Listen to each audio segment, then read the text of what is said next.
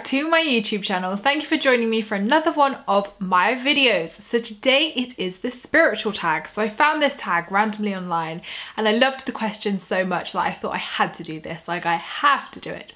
So today I'm just going to be answering some of these questions. I will link the tag down in the description box below as well in case you want to film this video, because I just think it's awesome and yeah, let's just have some fun with it. So the first question is, how old would you be if you didn't know how old you are? Well, I'm 23, turning 24 this month, and I would say if obviously I wasn't 23 and looks weren't a thing, I would probably say I am probably spiritually in my 40s, definitely, or maybe late 30s. I would say mid 30s, 40s. I'm very, very mature, very ahead of my years massively, like not in a braggy way, but in just a, I don't know, just I'm really like, I don't know, I just feel like an old soul, and I've always been told that I'm an old soul, and like loads of spiritual people have always said to me like, you've got a really old soul. Like, I don't know whether that's a compliment or not, but it sounds good. Number 2, which is worse, failing or never trying?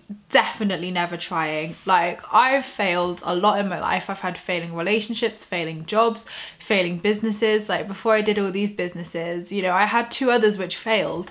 So for me, failure is simply just a stepping stone to success. And for me, failure is not a negative. Failure is a lesson. Failure is an opportunity to turn the next venture into success, and it's just a lesson. And to be honest, I think failing at something is probably really courageous, because at least you tried. And there's so many people in this world who will never try and never follow their dreams or never attempt anything because of the fear of failure, when actually failure's probably a really good thing to hit, because you know what to improve for next time. And I always say it's like rock bottom. Once you hit rock bottom, the only way's up. Number 3 is, if life is so short, why do we do so many things we don't like and like so many things we don't do? Good question.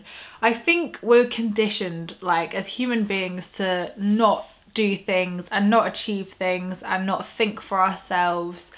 And I think the reason why we don't do a lot of things is because of the fear, like the fear that's installed with us, or the fear of failure, the fear of rejection, the fear of it not panning out how we want it to. But actually use that fear as a stimulant to think, actually, what was if I succeed? What was if I absolutely ace this? Like, think of all the possibilities of what could go right instead of what could go wrong. Question 4, when it's all said and done, will you have said more than you've done? I think before I became spiritual, I definitely would have said more than I would have done, but now I'm such a doer. Like, I don't really talk about things anymore. I just do them, I manifest them, I make it happen. Like for me, driving's one of them. So I don't drive at the moment, and for me, it's never interested me, but the last sort of month, I've just felt this massive urge to learn how to drive. So I didn't tell anybody, didn't tell like Mr. C, didn't tell my parents, didn't tell my friends, nobody. And I just booked my theory test on a whim on the 15th of August because I really liked the numerology like crazy. And I've never even like learned my theory before, anything to do with cars. So literally I had 2 weeks to pass my test, and I'm taking it next week. So I'm just kind of like a spur of the moment, spontaneous person who just does crazy stuff and makes it work. Like, I think that's the best way to be. What is the one thing you'd most like to change about the world?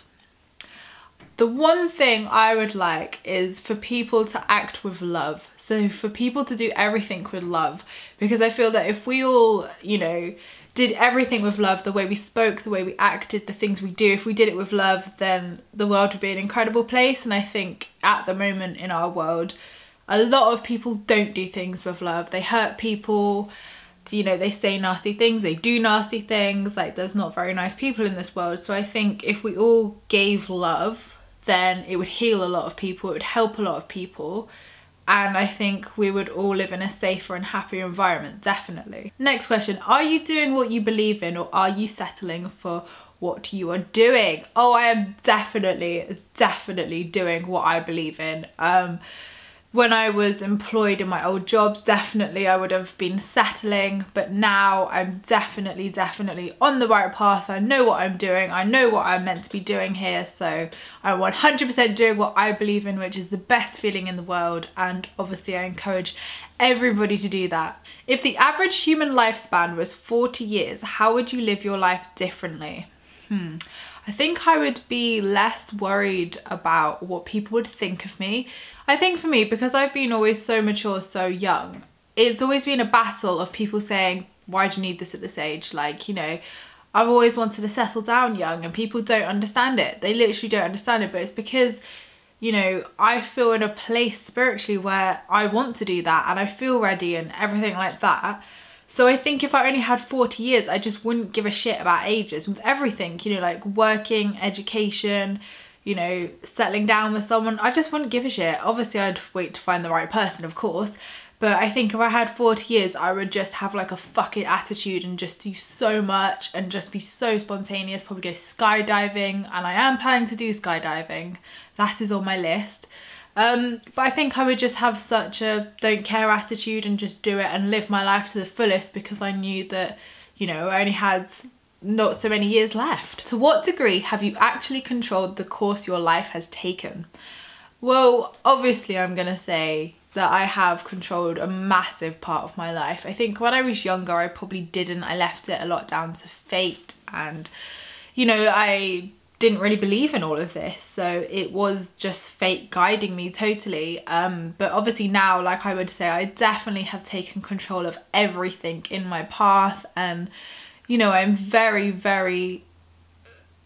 careful with what I manifest, and I have definitely chosen the course my life has gone down and will continue to choose it, and I think it's working out well. You're having lunch with 3 people you respect and admire. They all start criticizing a close friend of yours, not knowing she is your friend. The criticism is distasteful and unjustified. What do you do? I've actually had this happen, and for me, when that happens, I just don't want to be friends with those people anymore, because it, you know, I think if they can say that about someone, what are they saying about me to people? So I have had that situation, and it's really difficult, and I did actually tell my friend about it, because it was just really awkward and not nice whatsoever, and I didn't want to hear that, and they knew this person was my friend as well. So I think, if anything, I just distanced myself from that type of person and think that, you know, do I really want to spend my time around these people if they're being disrespectful to nice, genuine people? Then what are they saying about me to people? If you could offer a newborn child only one piece of advice, what would it be? Oh God, that's such a tricky one, because I literally would want to say so much.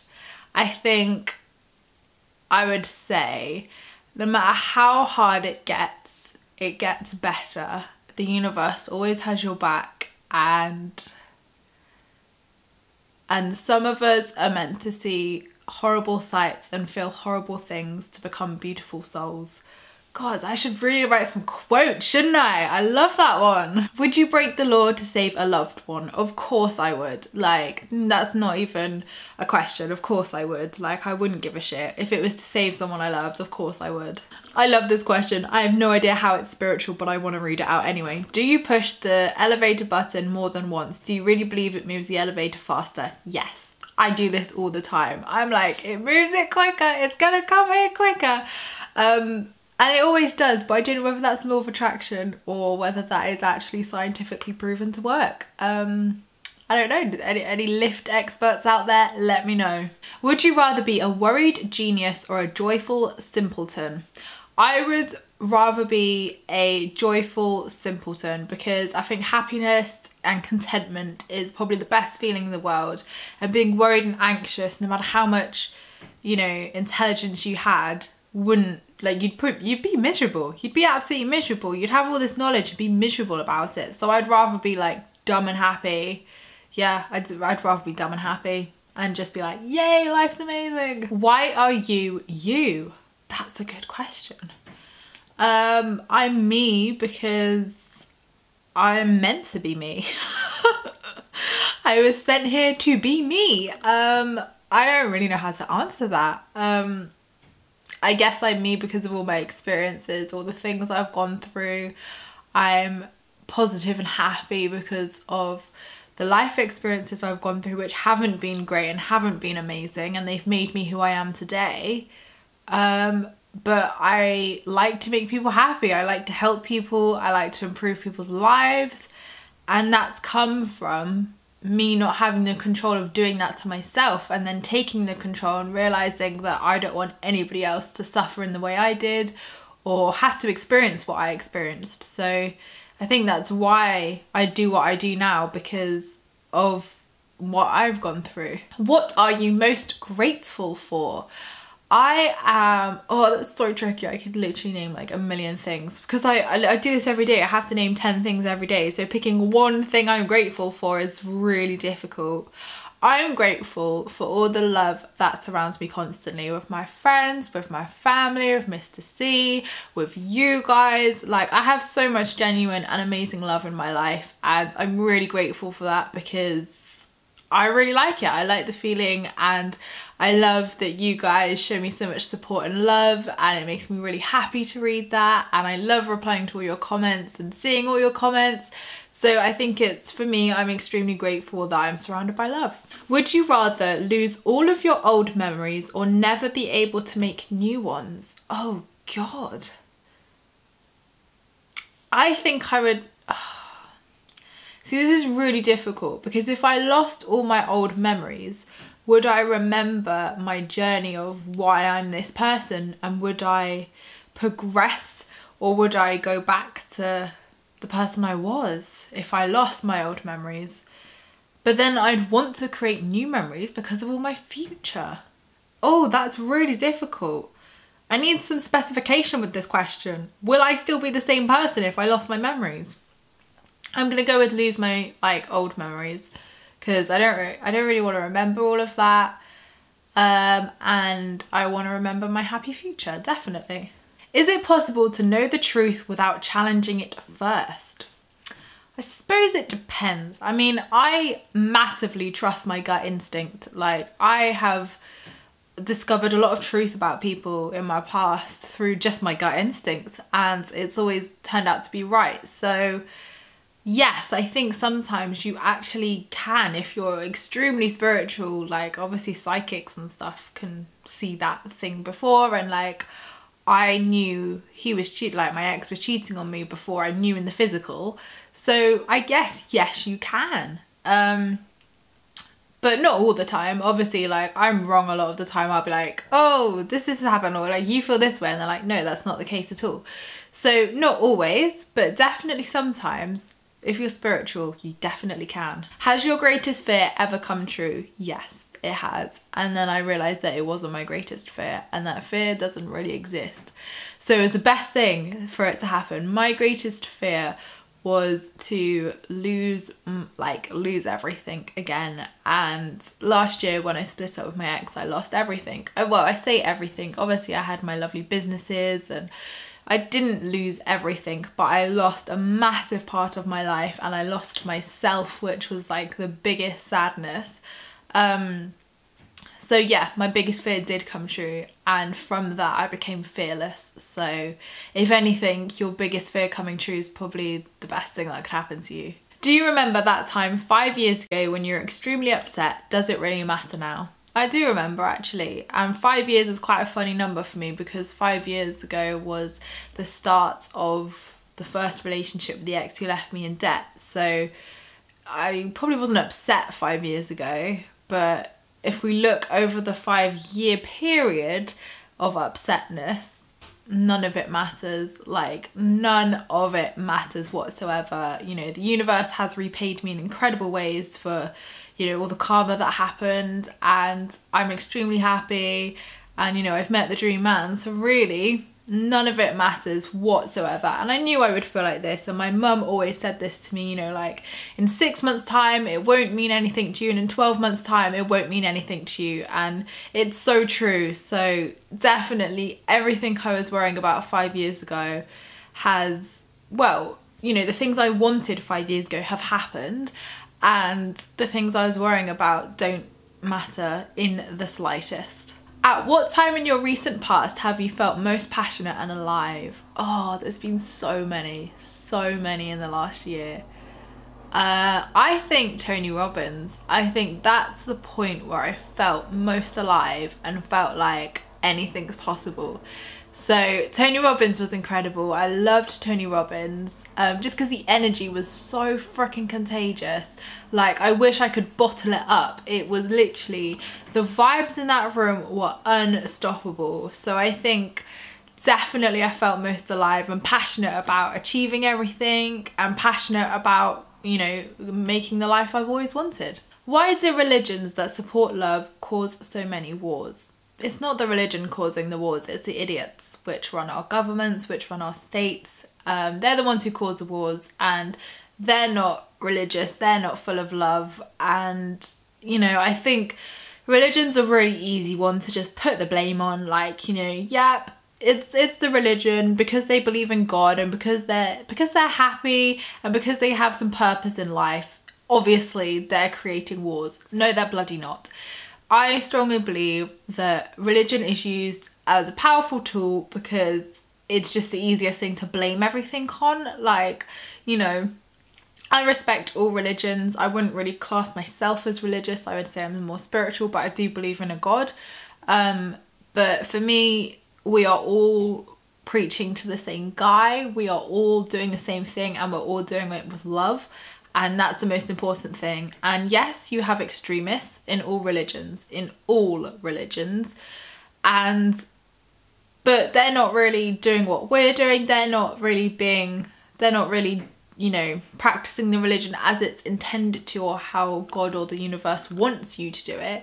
You know, obviously they are extremists and they are not very nice people, and they are very troubled in themselves and have a lot of issues within themselves of where they feel that a God would tell them to do these bad things, or, you know, tell them that they should hurt people, which is not what any God or any universe would ever want. You know, it's extremely easy for people to put blame on religion.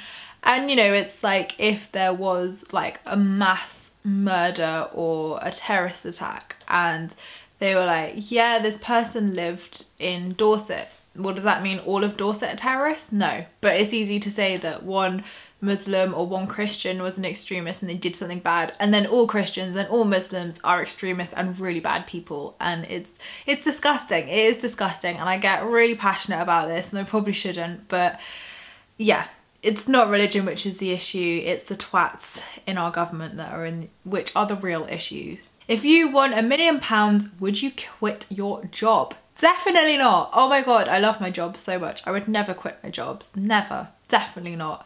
I think, and also £1 million like nowadays isn't enough to quit your job with, probably. I'd probably buy myself a house, buy my dream Range Rover, and then just save the rest and invest it, really. Probably quite boring, but yeah, I'd need a lot more than £1 million to quit a job, definitely. Do you feel like you've lived this day 100 times before? Definitely not. When I used to work in my old job, I definitely felt like every day was the same and like everything was boring and same shit, different day.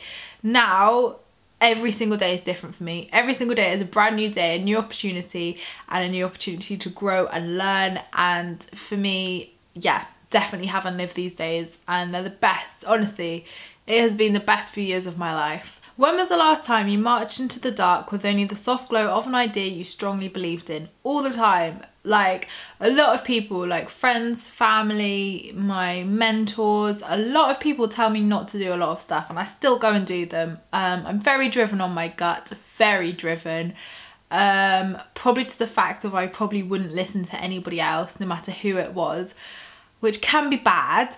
But to me, my gut is so like a powerful instinct to me that I just have to do these things, and I feel like if I don't do them, like, I'm gonna sell myself short. I've made a lot of risky decisions, business wise, personal wise, everything, and all of them have paid off. So now when my mentor's like, you really shouldn't do this, I'm like, we've had this conversation before, we know I'm gonna manifest it, we know it's gonna do really well because my gut's telling me, so just watch it. Just watch it do well. And I don't think he accepts spirituality as a consistent form of, you know, like proof that it's gonna work, but it has worked a million times. What is the difference between being alive and truly living? Being alive is definitely what I was doing in my past life, as I call it. So pre-last year, I was alive.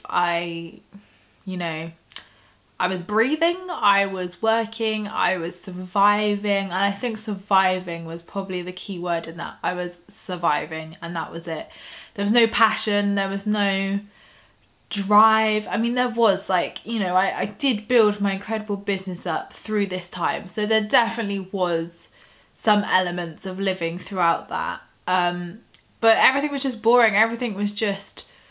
Like, I just remember thinking, you know, is this really what life is about? Is this really what I'm here for? And, you know, I just expected more. I was just like, surely there must be more to life than this. And there really was. I just needed to find it. And now I would say I truly live every single day to the maximum. Like, some days I have bad days, some days I get in a funk, and we all do it. We all do it, and that is normal. But definitely now I live my life to the fullest. I want to do crazy, adventurous, crazy stuff. Like I said, I want to go skydiving and like do a charity one. And I want to raise lots of money for charity. Like, I want to do crazy stuff, and I do crazy stuff all the time, because literally when you go through such a shit time in your life and you finally live and you finally feel things and feel real emotions and real love and real just authenticity in every aspect of your life, it just changes your whole entire game. You're just like, this is why I'm here, this is what I'm doing, and everything feels amazing. If we learn from our mistakes, why are we always so afraid to make a mistake? I'm afraid to make mistakes purely from, I guess, embarrassment, people judging me, rejection. Like, we're all scared to make mistakes, and, you know, I think especially in relationships, I suppose I've made quite a few mistakes in relationships. So I guess going into my new relationship, yes, there probably is some fears of making mistakes, but I think because I've learnt so much and come so far, now I know that mistakes are meant to happen and nothing is a mistake. Everything is meant to be, and everything is working in your favor to give you the life you've always wanted, and the universe does support you. So really, a mistake is just a stepping stone to what you've been asking for, to your future, and to really amazing things. What would you do differently if you knew nobody would judge you? Everything.